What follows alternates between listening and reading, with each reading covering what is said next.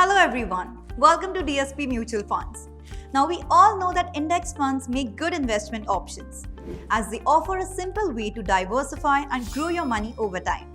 However, when choosing between different index funds, it's important to know what to look for. Let's explore some key metrics that can help you compare index funds effectively. First and most important aspect to look into is the cost of investment.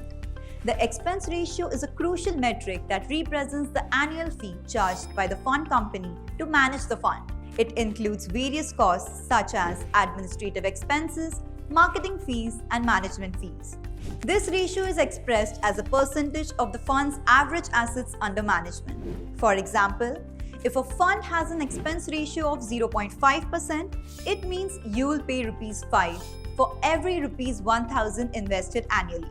A lower expense ratio is generally favorable because it means more of your investment returns stay in your pocket rather than being eaten up by fees. When comparing index funds, look for funds with low expense ratios to maximize your returns over the long term. Another important aspect is tracking errors. As we all know, performance of index funds is measured and compared with their benchmark index.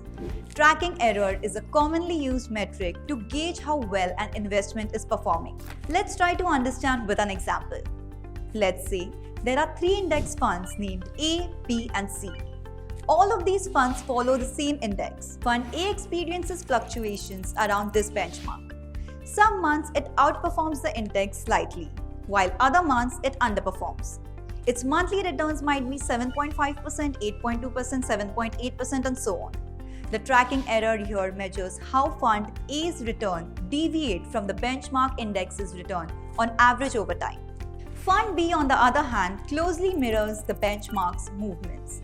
Its monthly returns consistently match or closely approximate the index's returns. Consequently, Fund B has a very low tracking error, indicating a high similarity in performance to the benchmark.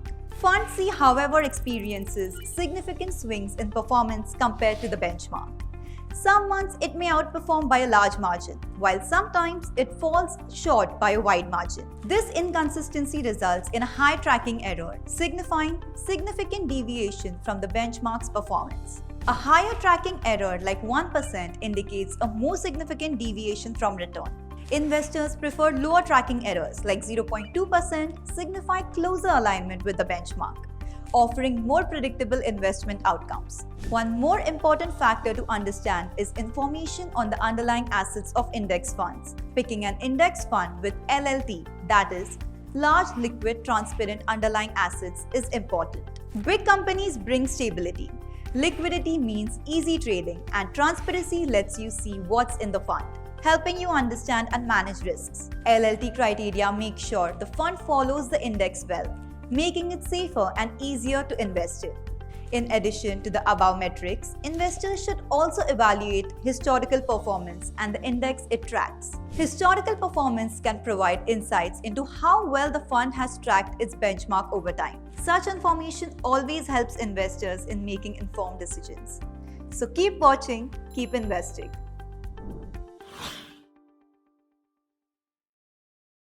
Mutual fund investments are subject to market risks.